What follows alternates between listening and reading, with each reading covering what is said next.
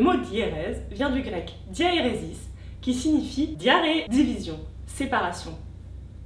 Tu retournes à la pipi caca, c'est ça? Oh, y a pas d'âge, c'est un humour universel. La diérèse, c'est quand dans un même mot, deux voyelles qui se suivent sont prononcées distinctement. Comme par exemple dans le mot éblouir.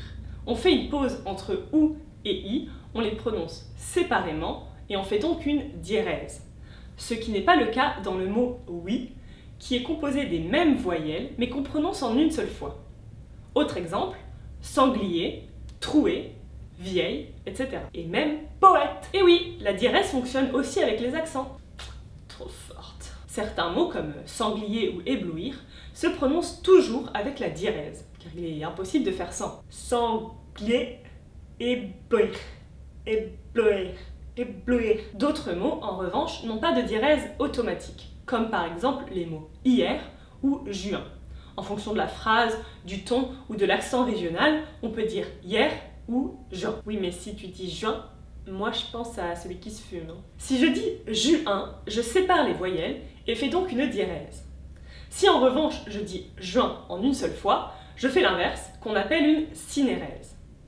La diérèse, même si ce mot vous était inconnu, est donc très courante dans le langage quotidien, sans qu'on y fasse attention. Ok, mais du coup en poésie, elle sert à quoi? Eh bien en poésie, les poètes peuvent travailler et jouer avec pour rallonger des mots et ainsi créer des effets de style particuliers, comme par exemple mettre en valeur ce mot, fluidifier ou au contraire briser la mélodie. Surtout si la diérèse n'est pas naturelle. Avec des mots comme juin ou hier, en revanche, l'utilisation ou non de la diérèse n'aura pas forcément d'effet particulier, puisque l'une ou l'autre des prononciations est assez courante. Moi perso, je connais personne qui dit « je suis né en juin ». Mais faire la diérèse sur des mots inattendus, là, ça crée une particularité. Par exemple, particulier, utilisation, ça choque à l'oreille. Ah oui, même ça dérange, hein, ça crisse. Et en exemple, un extrait du poème Le Point Noir de Gérard de Nerval. Ainsi, tout jeune encore et plus audacieux, sur la gloire un instant j'osais fixer les yeux. Un point noir est resté dans mon regard avide. La diérèse sur audacieux met en valeur le mot, d'autant qu'il est placé à la rime. De 3 syllabes, on passe à 4. Audacieux. Ce qui a pour effet de rallonger le mot, tout comme le regard du poète traîne sur le soleil. Oui, moi ça me fait bobo aux oreilles. Je suis d'accord, j'y entends aussi quelque chose de dérangeant, une sorte de sifflement qui pourrait exprimer du mépris, comme si Gérard, le poète, regrettait à présent cette audace, cette présomption de jeune poète qu'il mépriserait alors, maintenant devenu adulte. Waouh! Et tu tires tout ça d'une simple diérèse? Wow. Et j'ai pas fini. La diérèse est assez audacieuse, puisqu'elle est faite sur un mot qui n'en a normalement pas.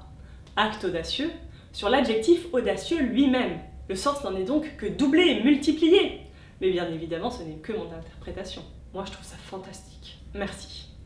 On pourrait utiliser la force de la diérèse en dehors de la poésie, dans des discours politiques par exemple, pour donner des précautions, dire au peuple de bien faire attention, etc.